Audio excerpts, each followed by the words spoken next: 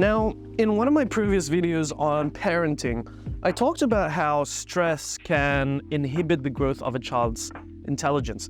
That was in the context of a mother who might be exposed to a lot of stress, anxiety, and maybe in the extreme cases, abuse and violence, whatever it is, to the point where her brain is producing stress hormones, cortisol and adrenaline, that then make its way down to the womb, shock the baby inside the womb. So it's sort of like, imagine the baby is in suspended space, like it's in a womb, it's floating like as if you're in space, and then all of a sudden, for no reason at all, you're a baby that's not thinking, and then all of a sudden it's like, oh, there's stress, right? That's gonna make the baby shock and inhibit its growth. So that was the context of what I said earlier. But then I looked deeper into how intelligence is developing in a child. And then a question comes about stress and learning. How are they associated? Because this goes back a long time.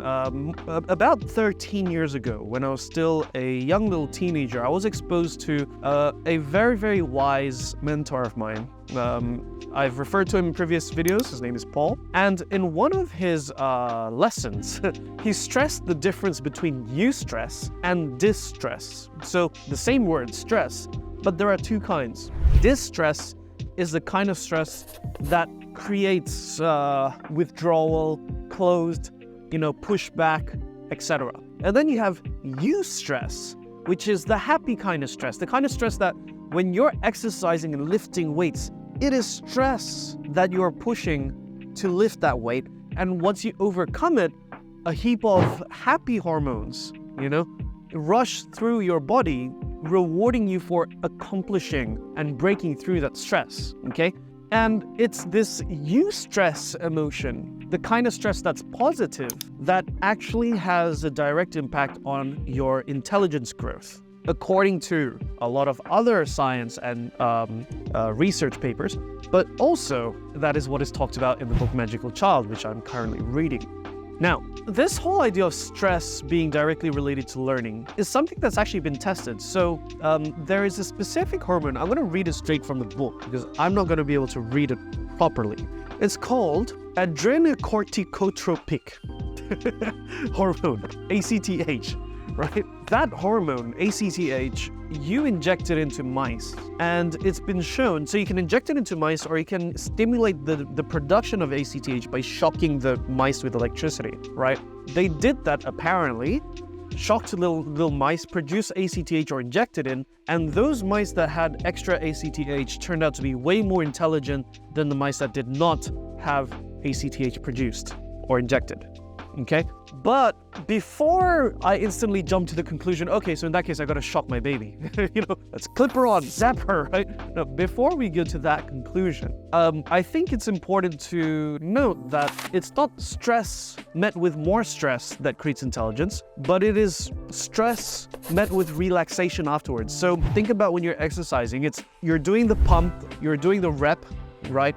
And then you rest, right? And then you pump, and then you rest, right? That constant stress, relax, that is what stimulates growth, both in the sense of muscle growth in the gym and in brain growth and intelligence growth. So stress your mind with a challenge, with a problem, with something that's totally alien to you, you're not familiar with it, but then relax, then stress, and then relax, right? That constant feedback and the quality and the number of times, so quality and frequency at which you can do that is what will stimulate the most learning and the most rich learning for that child and for yourself as well. I think this applies not to children only, but to everybody, including adults, okay?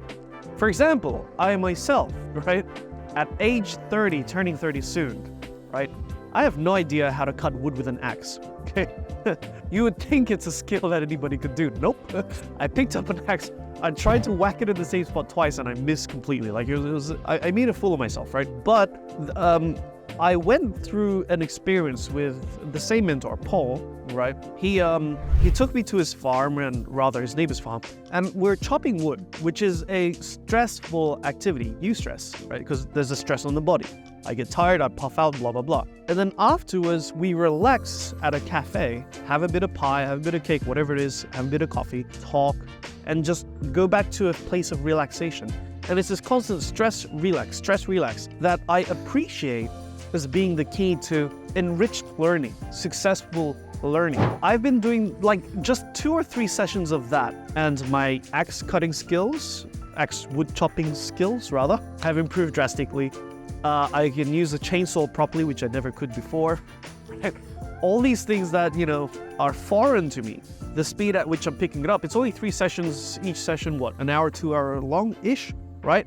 And I'm learning skills at a pace that I'm surprised I picked it up that quickly. And it is, again, that stress relaxation cycle. So I believe that's a very, very important topic to keep note of when you're raising a child, but also when you're developing your own intelligence. It's to remember, challenge yourself, stress yourself, have a bit of, don't make it so easy that you breeze through it, challenge, but have that reward, have that relaxation afterwards, so that your body, your mind, your soul even can process the things that you are learning and experiencing and convert it into an intelligent function, or intelligence rather.